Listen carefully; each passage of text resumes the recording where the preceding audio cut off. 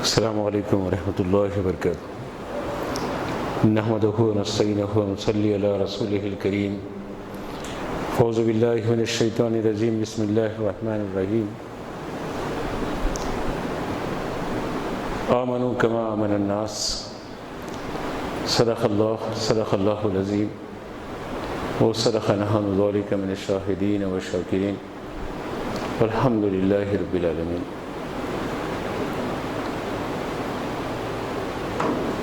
قرآن مجید کی سورہ بقرہ کی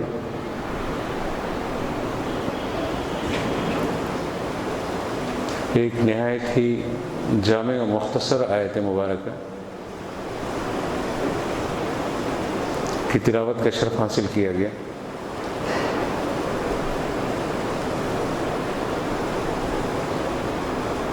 جس کا سیدھا سا مفہوم یہ ہے، ایمان والے جیسے ایمان لائے ویسے ایمان لاؤ، یعنی اللہ جل مجدہ صبح قیامت تک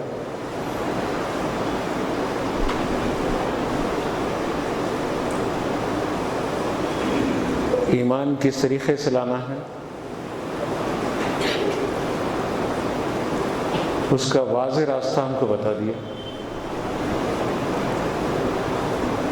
کہ اہل ایمان جیسے ایمان لے آئے ہیں، ہم سے پہلے والوں نے جو جیسے ایمان لایا ویسے حکم دیا جا رہا ہے کہ ہم ایمان لائیں۔ گویا ایمان کسی کے من چاہی باتوں کا نام نہیں ہے، رب چاہی باتوں کا نام ہے۔ رب تبارک و تعالیٰ جیسے ایمان کا تقاضا اور مطالبہ کر رہا ہے ویسے ایمان لانا ہے۔ اب کیسے ایمان لانا ہے؟ حضرات انبیاء نے یہ دین کو کس طریقے سے اولاد آدم تک پہنچایا۔ حضرت سیدنا آدم علیہ نبینا علیہ السلام سے خاتم النبیین سیدنا محمد رسول اللہ صلی اللہ علیہ وآلہ وسلم تک حضرات انبیاء نے جو توحید اور رسالت کی تعلیم دی، علاوہ اس کے اس کی کتابوں پہ ایمان لانا، اس کے فرشتوں پر ایمان لانا، مرنے کے بعد اٹھنے پر ایمان لانا اور یوم حساب پر ایمان لانا، گویا ایسے ہی جیسے انبیاء نے تعلیم دی، حضرات انبیاء کے ماننے والوں نے اس بات کو تسلیم کر لی اور اس میں کوئی خیل و خال کا تصور بھی نہیں ہے کہ ایسے کیسے، ایسی کوئی بات نہیں ہوئی، بس جیسے ایمان کا تقاضا ہوا ویسے ہی ایمان لایا گیا۔ یہ ہمارے لیے بہت آسان ہو گیا۔ ہم پانچوں نمازوں میں، بلکہ ہر نماز کی ہر رکعت میں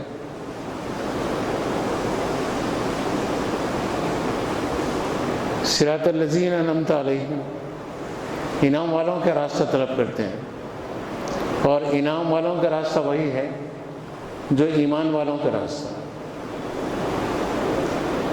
اور ایمان والے کون ہیں؟ حضرات انبیاء کے اوپر جن لوگوں نے ایمان لایا اور سمیٹ لیا جائے وہ ساری گفتگو کو، تو سب سے پہلے کون ایمان لایا؟ حضرات صحابہ ایمان لائے، لفظ صحابہ یا لفظ صحابی سے مراد سنگت مصطفیٰ صلی اللہ علیہ وآلہ وسلم سے مالا مال ہو جانا، دولت ایمان کو پانے کے بعد اللہ کے رسول صلی اللہ علیہ وسلم کی سنگت میں چاہے وہ ایک لمحہ ہی کیوں نہ ہو، اس لمحے سے مشرف ہو جانا، دیدار مصطفیٰ سے مشرف ہو جانا، یہ صحابی کی تعریف ہے۔ اور صحابی کی تعریف میں یہ بات بھی واضح رہے، جب بھی لفظ صحابی کہا جائے یا صحابہ کہا جائے، یعنی جمع کے صیغے سے کہا جائے یا انفرادی حیثیت سے کہا جائے، تو لفظ صحابی سے مراد صحبت مصطفیٰ سے مالا مال، رسول اللہ کے وہ وفادار جو آقا کریم صلی اللہ علیہ وسلم پر ایمان لائے اور حالت ایمان سے دنیا سے رخصت ہوئے۔ اب ان میں اہل بیت بھی شامل ہیں، اور جو اہل بیت سے ہٹ کے ہیں وہ بھی شامل ہیں۔ لفظ صحابی سے مراد کل صحبت یافتگان مصطفیٰ صلی اللہ علیہ وآلہ وسلم۔ ہاں، اہل بیت کا مقام و مرتبہ کچھ بلند و بالا ہے، کچھ نہیں، بہت بلند و بالا ہے، اور ان کی عظمتیں اپنی جگہ ہیں۔ آج کا موضوع گزشتہ موضوع کا تکملہ ہے۔ گزشتہ موضوع سیدنا صدیق اکبر رضی اللہ تعالیٰ عنہ کے مناقب پر گفتگو ہو رہی تھی، آج اسی موضوع کو تکمیل کر لیں گے کہ سیدنا صدیق اکبر رضی اللہ تعالیٰ عنہ رسول کریم صلی اللہ علیہ وآلہ وسلم کے صحابہ میں ایک منفرد شان کے مالک ہیں۔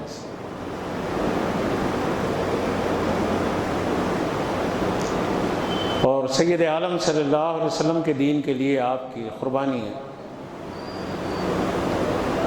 ناقابل فراموش ہے۔ آپ اسلام قبول کرنے کے بعد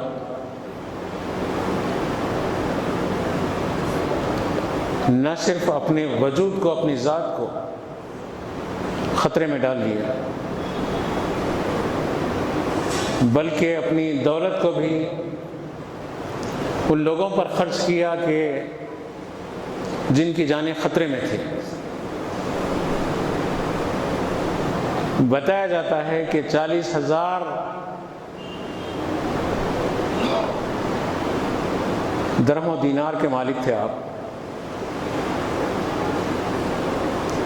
اور جب اسلام قبول کیے تو پھر ایک بڑے تاجر بھی تھے آپ۔ اس دولت کے ساتھ تجارت کا نفع بھی آپ کے پاس جمع ہوتا تھا، لیکن اسلام قبول کرنے کے بعد آپ نے دیکھا جو کمزور لوگ ہیں، اسلام قبول کیے ہیں، ان کو ستایا جاتا ہے، مارا جاتا ہے، ان پہ ظلم کے پہاڑ توڑے جاتے ہیں۔ حضرت بلال کو گرم گرم ریت پر گھسیٹا جاتا ہے۔ تصور کی آنکھ سے دیکھو کہ ہمارے باپ کو کوئی گھسیٹا تو کتنی تکلیف ہوتی ہے۔ اپنے آپ کو کسی نے گھسیٹا، بدن سے کپڑے اتار کر یا قمیص اتار کر گرم ریت میں گھسیٹ دیا، گھسیٹ کے ایک کونے سے دوسرے کونے تک کوئی لے جاتا ہے، دوسرے کونے سے پھر اس کونے تک، تو اذیت کا اندازہ لگاؤ۔ ابھی موسم گرما شروع ہو رہا ہے، یہاں کی گرمی اور عرب کی گرمی میں بہت بڑا فرق ہے۔ وہاں کی ہوائیں بھی جھلسا دینے والی ہوتی ہیں۔ اس گرم گرم ماحول میں ریت پر حضرت بلال کو گھسیٹا جاتا، حضرت عامر بن فہیرہ رضی اللہ تعالیٰ عنہ کو گھسیٹا جاتا، دیگر ان کمزور صحابہ کو گھسیٹا اور تکلیف دی جاتی، ان کے سینوں پر پتھر رکھ دیے جاتے دوپہر کے وقت میں، باوجود اس کے کہ ان سے مطالبہ ہوتا کہ دین محمد رسول اللہ سے تم پھر جاؤ، اپنے باپ دادا کے جھوٹے خداؤں کی طرف تم آ جاؤ، پھر ان کا اقرار کر لو تو یہ اذیتوں سے تم کو چھٹکارا دے دیا جائے۔ دوستو، اصحاب الاخدود کو دیکھو، قرآن مجید نے اصحاب الاخدود کے جو حالات بتائے، دین کے لیے کتنی مصیبتیں اور مشکلات اصحاب الاخدود نے اٹھائے۔ مفسرین نے بتایا کہ اصحاب الاخدود کو تو خندقوں میں، وہ خندق والوں کا ذکر ہو رہا ہے قرآن میں،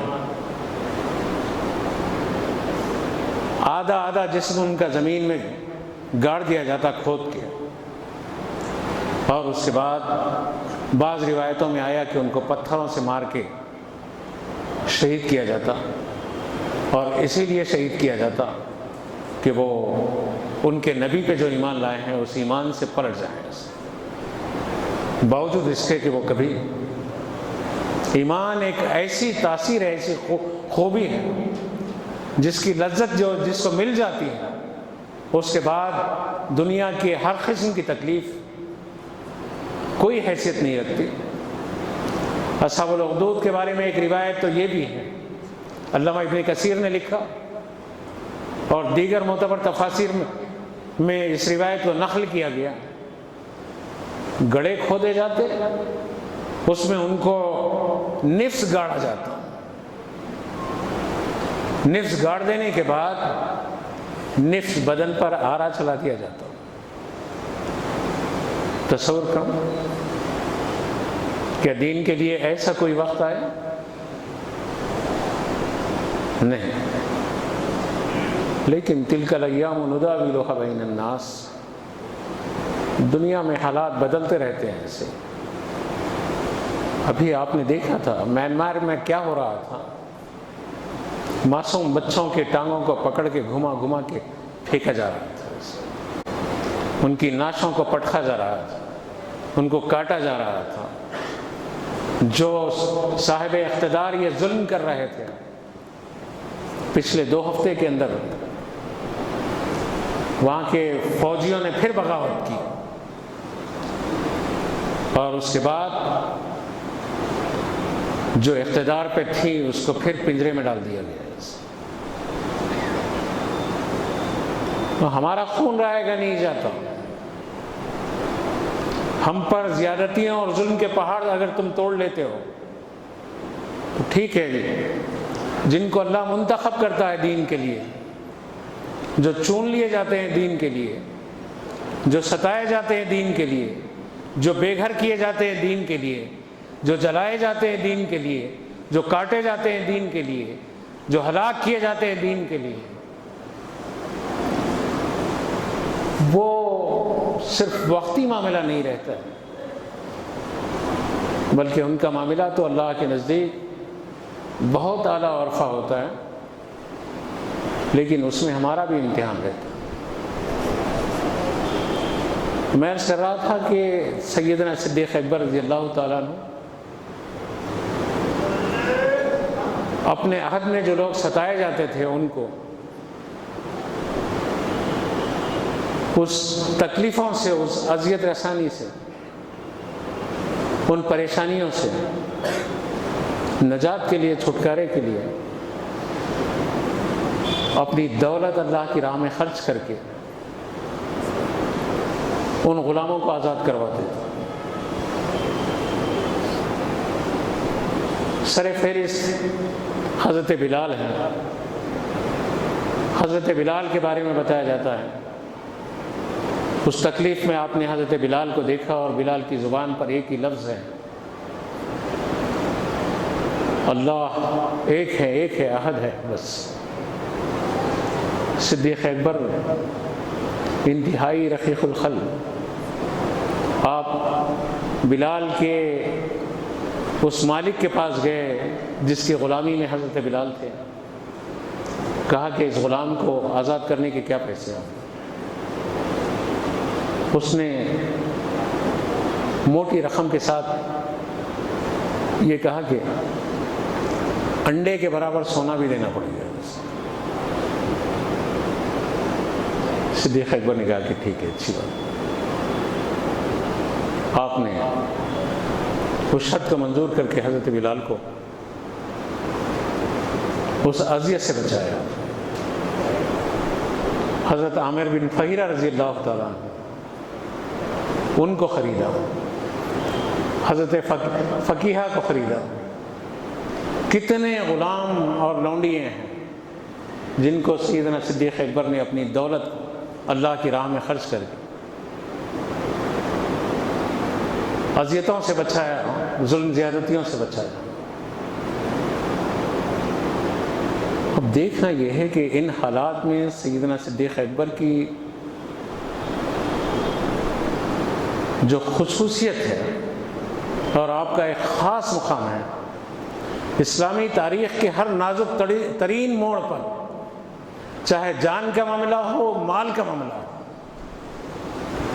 چاہے ایمان کے امتحان کا معاملہ ہو، صحابہ میں ابو بکر سے بڑھ کر کوئی دلیر نہیں ہے، کوئی نہیں۔ میں تقابل نہیں کر رہا، میں کسی صحابی سے تقابل نہیں کر رہا، ہر ایک کا مقام و مرتبہ اپنی جگہ ہے، لیکن ابو بکر کی دلیری اور بہادری اپنی جگہ ہے۔ بتاؤں میں آپ کو، آپ تو جانتے ہیں، واقعہ نگاری مقصود نہیں ہے۔ ایک ایسا نازک ترین وقت تھا، ایمان کے لالے پڑ رہے تھے، سب کے بظاہر ہوش اڑ گئے۔ وہ وقت کون سا تھا؟ شب اسرا کا وقت تھا۔ شب اسرا کے دلہا سیدنا محمد رسول اللہ صلی اللہ علیہ وآلہ وسلم جب فتدلخ بقوسین او ادنی کی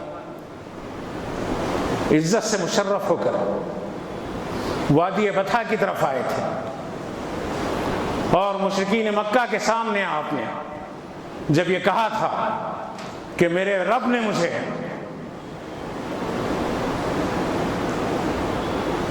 مسجد حرم سے مسجد اقصی اور مسجد اقصی سے آسمانوں کے پرے لے گیا، جنت و جہنم کی سیر کروایا، اور اس کے بعد میں وہ سب نظارے دیکھ کے واپس آیا۔ مشرکین مکہ کو موقع مل گیا تھا، ایک ایسا موقع مل گیا تھا کہ محمد رسول اللہ صلی اللہ علیہ وسلم کی معاذ اللہ نبوت کا مذاق اڑایا جائے،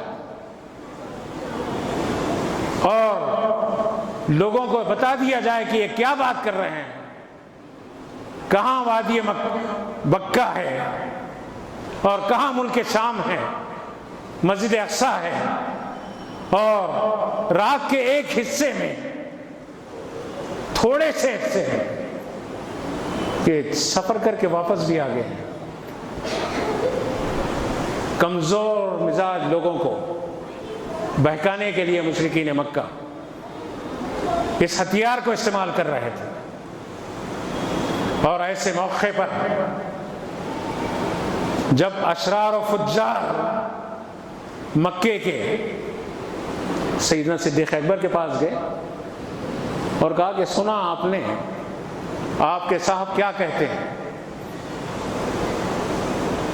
1 مہینے کا سفر، وہ بھی تیز رفتار سواری پر، مکے سے ملک شام کا، رات کے تھوڑے سے حصے میں جا کے آئے۔ واقعہ نگاری نہیں ہے۔ سبحان الذی اسری بعبدہ لیلا من المسجد الحرام الی المسجد الاقصی، یہ سفر مکے سے مسجد اقصی تک نص قطعی سے ثابت، قرآن سے ثابت، وحی الہی سے ثابت، لیکن مشرکین مکہ کی کھوپڑی میں یہ بات نہیں آ رہی ہے۔ سیدنا صدیق اکبر کے سامنے جب جا کے بات کہی گئی آپ نے پوری بات کو سنا اور کہا کہ اچھا، اگر میرے نبی محمد رسول اللہ صلی اللہ علیہ وسلم نے کہا ہے یہ بات تو کوئی تعجب کی بات نہیں۔ یہ وہ وقت تھا سیدنا صدیق اکبر نے اپنے وجدان سے، ایمان سے لوگوں کے ایمان کو ڈھارس دی۔ مکے کا وہ بہادر، وہ ظریف، وہ انتہائی سمجھدار انسان جو عقل میں سمجھنے کے لائق بات نہیں بظاہر، اس کو تسلیم کر رہے ہیں، تو دوسروں کے تسلیم کرنے کا تو کوئی سوال ہی نہیں۔ پھر بعد میں آپ نے یہاں تک کہہ دیا مختصریت، ہم تو محمد حسین ہائیکل میرے سامنے موجود ہے، دنیا عرب کا مشہور عالم ہے، اس کی کتاب ہے صدیق اکبر، اس میں اس نے تفصیل سے واقعہ نگاری کی، اور اس نے کہا کہ جب ابو بکر نے یہاں تک کہا کہ ہم اس رب پہ ایمان لاتے ہیں جس کے نبی محمد رسول اللہ ہیں، اور ان کے پاس آنے والا فرشتہ آسمانوں سے وحی لے کر آنے واحد میں آ جائے تو یہ زمین سے آسمانوں کی طرف چلے جائے تو تعجب کی کیا بات۔ یہ اتنا نازک ترین وقت تھا، سیدنا صدیق اکبر نے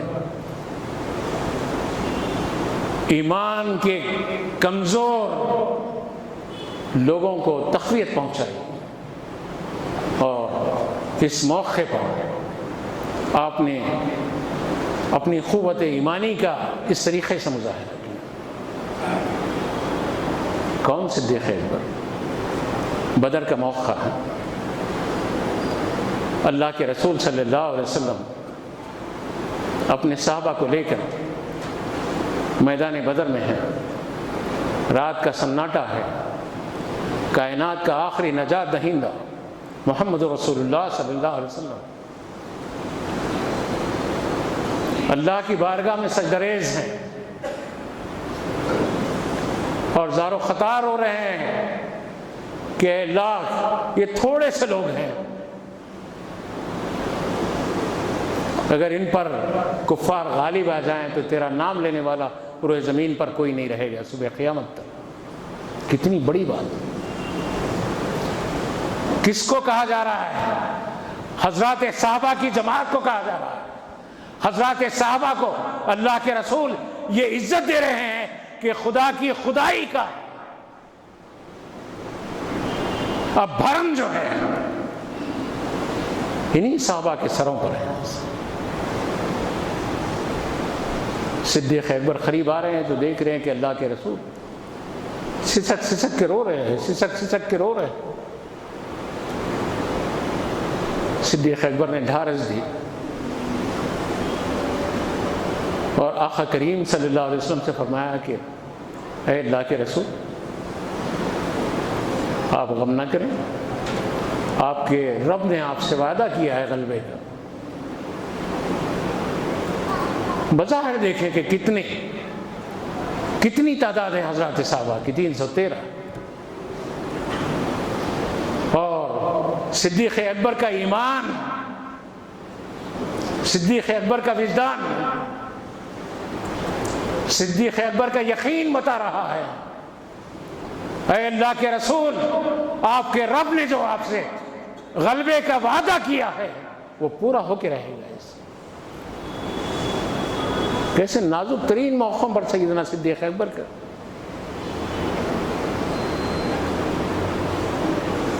معاملہ ہمارے سامنے آتا ہے۔ میں طول و طویل تقریر کے بجائے آج کی گفتگو میں ایک اہم بات کی طرف آپ کی توجہ کو مبذول کر کے ختم کروں میں بات۔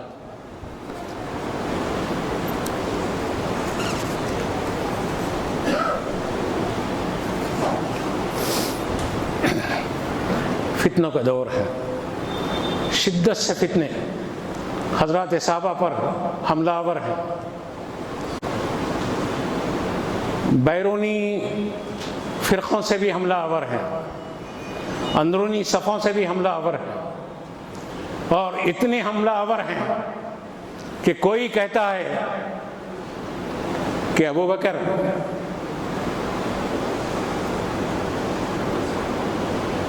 کہ خلافت کا معاملہ کچھ ایسا ہے، وہ روحانی خلیفہ نہیں ہے معاذ اللہ، سیاسی خلیفہ ہے، روحانی خلیفہ۔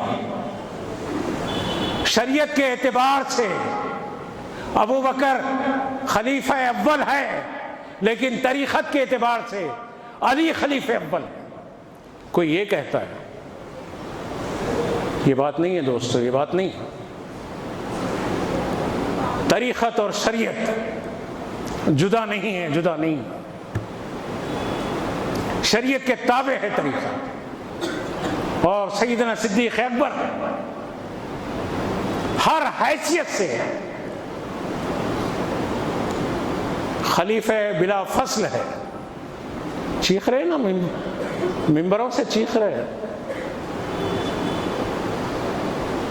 حضرت علی کو اذان میں چیخ رہے، چیخ کے کہہ رہے ہیں خلیفہ بلا فصل۔ بلا فصل کہاں کے بلا فصل؟ معاذ اللہ حضرت علی کی شان میں بے ادبی کوئی سنی سوچ بھی نہیں سکتا۔ علی تو علی ہے، عام ولی کی بھی شان میں ہم کوئی بے ادبی کا تصور نہیں کر سکتے۔ کر سکتے؟ علی کا بیٹا معین الدین حسن سالانہ عرس میں پورا ہندوستان جمع ہو جاتا ہے، تو علی کی عظمت تو کدھر؟ تو میں عرض کر رہا تھا کہ یہ جو خلافت کا ایک نیا جھگڑا لا کے یہ کہا جا رہا ہے کہ نہیں وہ خلیفہ طریقت کے اعتبار سے صدیق اکبر خلیفہ ہے اول، علی شریعت کے اعتبار سے، ایسا نہیں، طریقت کے اعتبار سے بھی اور شریعت کے اعتبار سے بھی۔ کیا آپ نے نہیں دیکھا اللہ کے رسول صلی اللہ علیہ وسلم نے مصلی امامت پر کس کو فائز کیا اپنی حیات میں؟ 17 نمازیں رسول کریم صلی اللہ علیہ وسلم کی حیات طیبہ میں کس نے پڑھائی؟ کیا نماز جو ہے سیاست ہے؟ سیاست تو نہیں ہے نا۔ پھر کمال یہ ہے کہ کہا جاتا ہے جب اللہ کے رسول کا وصال ہوا، موضوع بہت دلچسپ سے، ٹائم کم ہے، اللہ کے رسول کا جب وصال ہوا، وصال مصطفیٰ کے بعد مختلف روایتیں آتی ہیں بیعت کے اختلافات کے درمیان میں۔ صدیق اکبر سے بیعت کرنے کے سلسلے میں حضرات صاحب آگے ساری روایتیں اپنی جگہ، اور اہل سنت کو چاہیے کہ وہ پاکیزہ روایتوں کو اپنی قوم کے سامنے رکھیں، جس سے دماغ منتشر نہ ہو، جس سے دماغ حضرات صحابہ کے خلاف بغاوت کے جذبات پیدا نہ کرے، ادب کے جذبات پیدا کرے، احترام کے جذبات پیدا کرے، عزت کے جذبات پیدا کرے۔ اس لیے کہ وہی روایتیں ملی، یہ روایت نہیں ملی، اختلاف کی روایت۔ روایتوں میں یہاں تک معاذ اللہ یہ اتنا کہہ دیا گیا، فاروق اعظم گئے جا کے زبردستی جو ہے خلافت کو منوانے کے لیے کوشش کیے، اور نعوذ باللہ خلافت میں حضرت علی نے توقف کیا تو دھمکی دے دی کہ مکان کو جلا دیں گے، اور معاذ اللہ جلا بھی دیے رافضیوں کے نزدیک۔ ایسی روایتوں کو لا کے اہل سنت میں بکواس کر کے حضرات صحابہ کو، جبکہ قرآن بول رہا ہے محمد رسول اللہ والذین معہ اشداء علی الکفار ورحماء بینہم، محمد اللہ کے رسول ہے، مانتے ہو نا؟ مانتے ہو نا؟ انکار کرو، آیت کے اس حصے کا انکار کرو۔ محمد رسول اللہ، محمد اللہ کے رسول ہے، والذین معہ، اور جو ان کے ساتھ ہیں، رحماء بینہم، وہ آپس میں مہربان ہیں ایک دوسرے پر، نہیں دستے گریبان تھامے ہوئے نہیں، مہربان ہے، وہ آپس میں ایک دوسرے پر مہربان ہے۔ دنیا کوئی حیثیت نہیں رکھتی صحابہ کے درمیان، صحابہ کے پاس۔ اب محمد حسین ہیکل کیا لکھتا ہے وہ روایت، یہ دیکھیں یہ لکھتا ہے، میں پڑھ کے سنا دیتا ہوں۔ جو اختلافی روایات ہیں بیعت کے سلسلے میں، ان روایات میں ایک روایت یہ ہے، حضرت علی کرم اللہ وجہ الکریم حضرت ابوبکر صدیق کی بیعت کرنے سے انکار نہیں کیا، بلکہ تھوڑا بھی توقف بھی نہیں کیا۔ انکار تو کجا، توقف بھی نہیں کیا۔ محمد حسین ہیکل لکھتا ہے کہ جب معلوم ہوا کہ سیدنا صدیق اکبر اپنی خلافت کا اعلان کر رہے ہیں، تو حضرت علی کرم اللہ وجہ الکریم کے بدن پر خمیز برابر نہیں تھی، ویسے ہی اپنے گھر سے نکلے دوڑتے ہوئے، اور اس کے بعد آ کے فوراً سیدنا صدیق اکبر کے دست مبارک پر بیعت کر لی، فوراً بیعت کر لی، بعد میں اپنے لباس کو درست کیا۔ اب یہ جو بات کی جا رہی، کہی جا رہی ہے، 6 مہینے تک بیعت نہیں کی، روایتوں کو سائیڈ لائن کرنا پڑے گا۔ توقف بھی نہیں کیا گیا، ایک روایت تو یہ ہے۔ اس روایت کو چھوڑ کر ان روایتوں کو قوم کے سامنے بیان کرنا اور رافضیت کے دروازوں کو قوم کے ذہنوں میں اس طریقے سے وا کرنا، یہ شرنگیزی ہے، یہ حضرات صحابہ کے خلاف بغاوت ہے۔ ہم اہل سنت حضرات صحابہ کے بارے میں بہت ہی بات ہے، اور حضرت علی کرم اللہ وجہ الکریم کو معاذ اللہ کسی صحابی کے مد مقابل لا کر، نعوذ باللہ من ذالک، کوئی سنی کو بتا دو کہ حضرت علی کے خلاف کبھی کسی محراب سے، ممبر سے، کسی زبان سے، قلم سے کوئی سنی کو بھوکتا ہے کوئی ایسی بات؟ اور اگر حضرت علی کے خلاف بول کر وہ سنی بھی رہ سکتا ہے؟ ارے علی کے بیٹوں کی اتنی عزت ہے ہمارے پاس، برس کے بعد نسل بعد نسل، نسل بعد نسل، ان کے بیٹوں میں غوث اعظم جیسے بیٹے کی عزت و تعظیم اہل سنت کا خصوصی وصف ہے۔ ان کے بیٹوں میں سید علی حجویری، داتا گنج بخش لاہوری، ان کی عزت ہمارے سروں کا تاج ہے۔ علی کے بیٹوں میں معین الدین حسن اجمیری، مخدوم اشرف،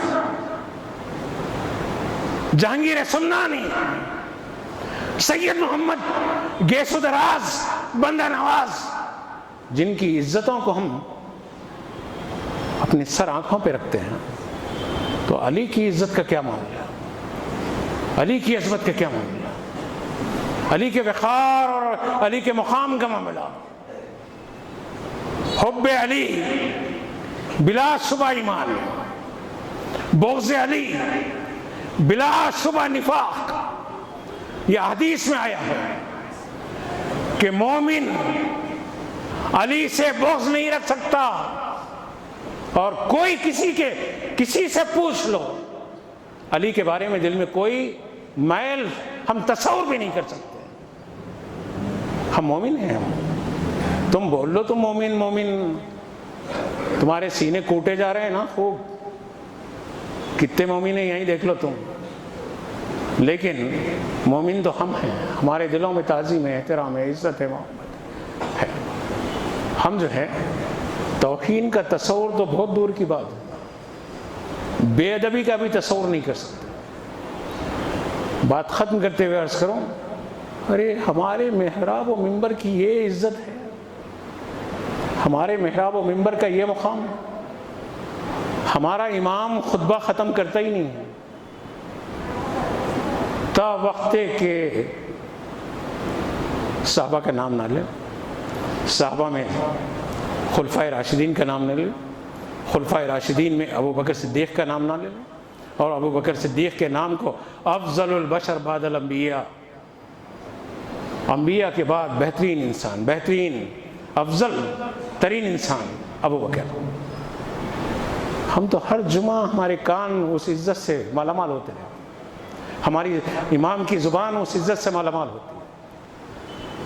خلفائے راشدین کا نام لیتے، عشرہ مبشرہ کا نام لیتے، بنات رسول اللہ کا نام لیتے، رسول اللہ کے 2 چچاؤں کا نام لیتے، حضرت حمزہ اور حضرت عباس کا. پھر ہمارا امام کیا کہتا ہے؟ جمیع صحابہ اکرام وہ صحابیات رضوان اللہ تعالیٰ علیہم اجمعین. ہم کو بے ادب بول رہے ہیں، بے ادبیاں تم میں کوٹ کوٹ کے بھری ہوئی. حاصل یہ ہے کہ دوستو ایمان کی حفاظت کرو اور ان لوگوں کے بہکاؤں میں مت آؤ. ہم تاریخ پہ ایمان نہیں لائے ہیں، قرآن پہ ایمان لائے ہیں. ہم تاریخ پہ ایمان نہیں لائے ہیں، احادیث پہ ایمان لائے ہیں.